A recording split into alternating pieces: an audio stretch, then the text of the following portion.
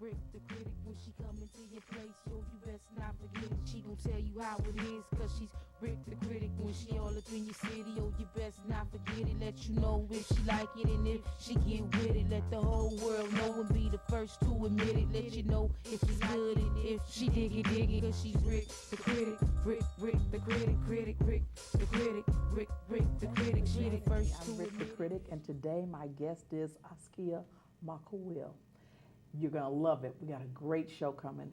Welcome, Askia. How are you? Thank you for I am inviting me. so glad that you are here. I made it, honey. We had such a great conversation when we first met, and Askia talked about health. We talked about, so today, get your popcorn, get your peanuts, whatever you need, get back to your sofa. You do not want to miss this show. This is great. Askia, welcome. I'm so excited about you Well, coming. I'm so glad that you invited me to the show and to sit here with my sister, and we just gonna have us a good time. Absolutely. Now listen, tell me what your name means.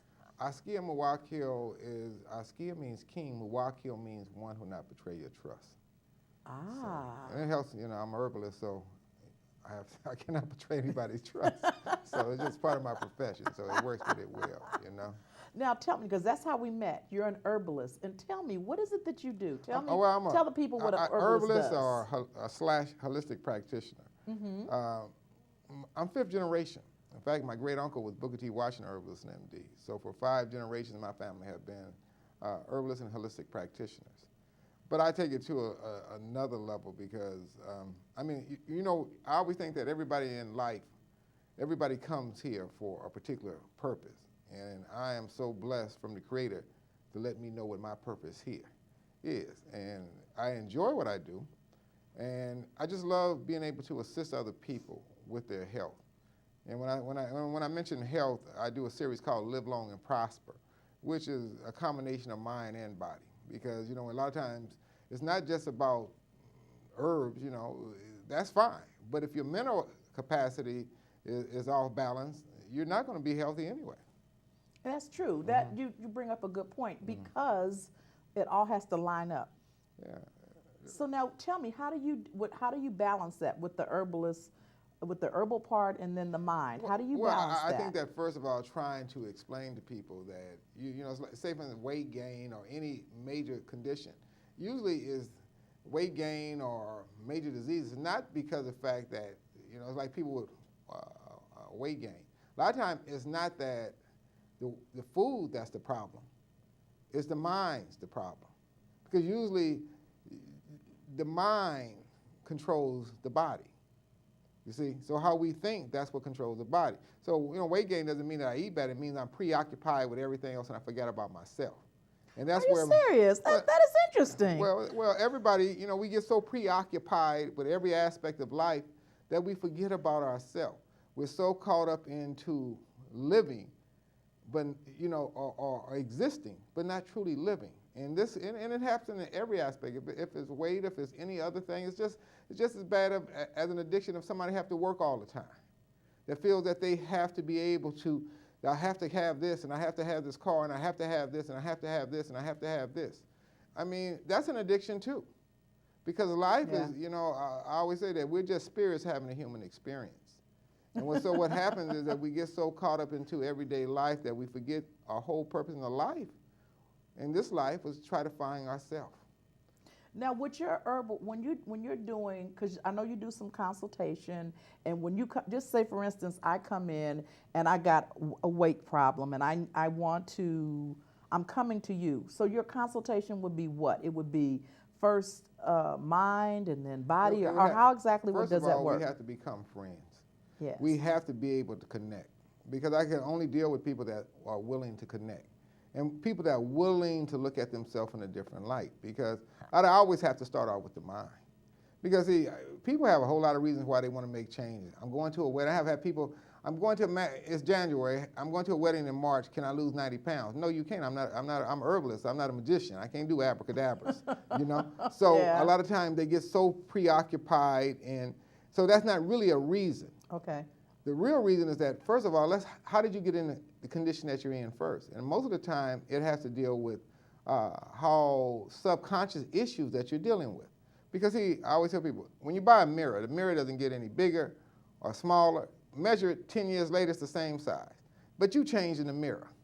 That means that you got preoccupied. The mirror didn't get preoccupied. So we got to see what impacted you in your life that you forgot about you. And once we could reach that area, then we could work on programs to put your health back in order. But as long as we're still in denial that there's something else going on, like I tell people, if a person is 200, 300 pounds overweight, they're really starving. That person is starving themselves to death. Say, how can they be starving if they gain weight? Well, they ate stuff. They didn't eat nutrition. The body craves for nutrition. Zinc, potassium, B1, B12 amino acids. Body don't know nothing about grits, egg, Kentucky Fried Chicken, burritos, tacos, Chinese food. If the food don't have any, if the food that we eat doesn't have the levels of nutrition, then the body's going to be deficient. And when the body is deficient, the body's always going to be craving. So what happens is we go through a whole aspect of craving food with no nutrition. So this is where the weight comes in. But once we can understand that, first of all, you have to look at yourself. What have impacted me in my life? What have allowed me to get off track? Why am I not paying enough attention to me? Once we have that breakthrough, then we go into the areas of putting together formulas that would help assist you in that. But the primary thing is you. It's always us. Yeah. I don't think that Askia, I don't think that we go back to that. I think we just think that we just eat too much and we have bad eating habits. I don't think we ever think about it's something more, or you know what I'm saying, that it's the mental part of it. We never think about that. We just think we're just eating junk and empty calories. Well, when we think, when we look at American society, we got the highest level of diabetes, blood pressure, cholesterol. The average person that's over 50, 60 years old are usually on 3 to 4 medications. By the time you're 50, you're on at least 1 or 2. Now, what is it about this society that we think that being medicated is a part of our makeup? That's what we came here. We came here to be medicated. And then we go, it's funny, I always laugh because people go to church every day and they read the Bible and they say, in the Garden of Eden, I didn't see where they had the Xanax pill, the blue pill, the green pill. It wasn't even there. I thought it said something about let the seeds and the fruits be your meat. Yeah. You see? But we get so preoccupied into this, I have to have medication, and we hear words, it's inherited medication. Well, I'm blood pressure because my grandparents had blood pressure, my parents had blood pressure. Well, your grandparents might have been some negative people. I always internalized everything. Yeah. I always wanted to argue. I always had conflict in their life. And as a child, you learn to model yourself after them. So you have the same habits. Yeah. So it's genetically that you have to be on a medication because your parents were, or your lifestyle. If you ate the same foods that your parents ate, then you're gonna have the problem. If you think the same way that your parents thought, then you can have the same problem. So we have to really question this word inherited, but we hear it so often. You inherited, so you have to be on medication. It's unnecessary. It's like people dying at 65 and 72 years old. And it's funny, they die usually 2 or 3 years after they retire. So your Social Security money can't be willed to your grandchildren. So we just understand, is this really what's going on? I don't know. I ain't saying what's going on, but we have to seriously ask all these questions. But first of all, I say that we have to understand what we are primary.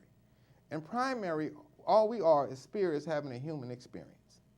See, once we understand that, you are an exceptional being, I think that's one thing that we get so preoccupied that we forget that we're an exceptional being to be here. Yes, we are. I mean, we won the lottery.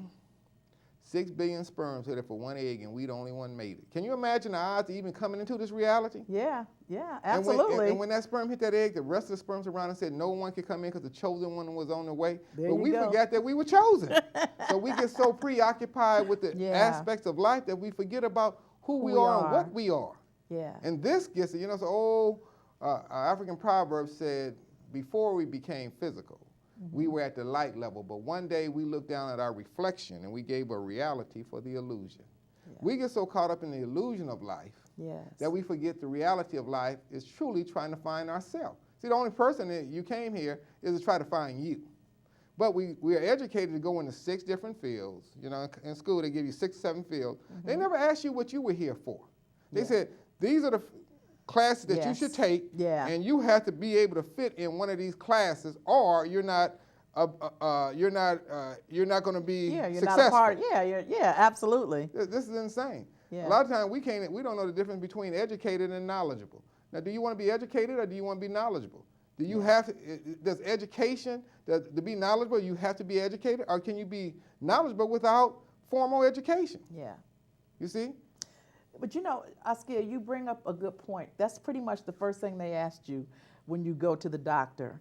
It's, okay, did your parents have cancer? Did they have high blood? I mean, you go through this whole list of stuff, and then they say, okay, then this person had it, so that's why you had. You know what I mean? So you hear that over and over. And I tell my children and I tell my friends, doctors are not in the habit of making you well. They got to have they've got to pay for this, they've got to pay for that. You know, so when you come, the more pills that they give you, the more money they make. The old joke said, a guy went to a doctor's office and the doctor said, sir, you got 6 months to live. He said, Doc, I can't pay you in 6 months. The doctor said, hell, I give you another 6 months to live. Just pay me. Yeah, You see? yeah. So we have to understand that a lot of times there's a financial reward. Yes. There is no profit in health.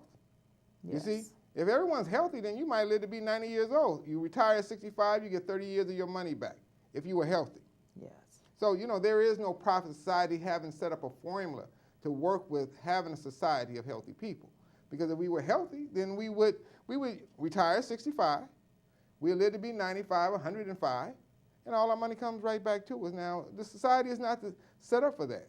It's geared. Everything is calculated of how long the life expectancy is going to be. You know, life expectancy is 65 years old. Well, you set in programs that make people stress themselves up. Because one of the biggest problems about health is stress. We stress. Woo, we stress. Yes. You know, it's the old saying, we spend all our health to get some wealth, and then we spend all our wealth to get back our health. Yes. Now, that don't make any sense. Yeah. You know, people will drive down the street with a $60,000 car, and they never left the country. You know how many times you can leave the country with $60,000? You can go visit other countries, stay for a month or two, meet other people, experience, climb mountains, sit by the riverbank, meet people of all different nationalities, you know, smell and touch and feel the earth that you come from in. But you feel that you're successful because you got a $60,000 car. When the light changes, somebody looks at you and your ego pops in. They looking at me because I look like I'm successful. Now that's complete insanity. Yes. You see? So we think that success is having, you know, money in the bank. But most people haven't deposited nothing in their memory bank in 20 years, 20, 30 years, thinking the same thoughts they had 20, 30 years ago. The key thing is success is when you find you, when you love you. Why? Because the body reacts to how you feel about yourself. See, if you're happy, optimistic, cells work together.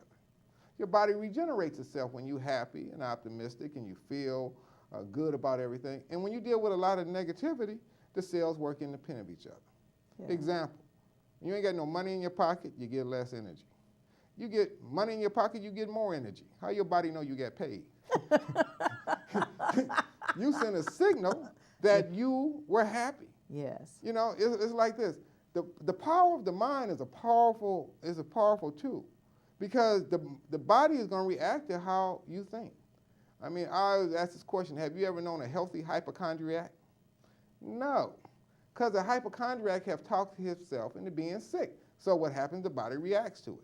Now, if the hypochondriac have the power to talk itself into sickness, what if you just flipped the script and thought the other way, thought about good things, speaking to people? See, one thing that we do is that we pass people and won't speak no more. You know, it's funny when animals show more humanity to each other than humans. When dogs will sniff and bark at another dog, but we will see other human beings straight in the face and will not say anything to them. You don't know what that person, see what you're doing in that instance is that you're saying that I don't see myself as value and I don't see the other person as value. Yes. Because you never knew what you might be able to pick up from that person by saying good morning, hello, how are you doing, opening the door, greeting someone. You might bless somebody with some energy, and you got some energy from it too. Yes. You know, it's like being on an elevator, nobody wants to say hello, nobody wants to say hi. And you know the pressure that you're under because nobody wants to say anything, and you can't wait till that door opens. It's like an explosion. Let me get off the door. And all I had to do was say good morning. Yeah. We have to get back to that. We have to get back to being able to, because the only time that we really acknowledge one another is in an emergency, in a crisis situation. If there's an earthquake, it's like, you know, who's my neighbor? You know, I remember when we were coming up, and I say this all the time, you know, there was a front porch. There was Miss Scott across the street, and if you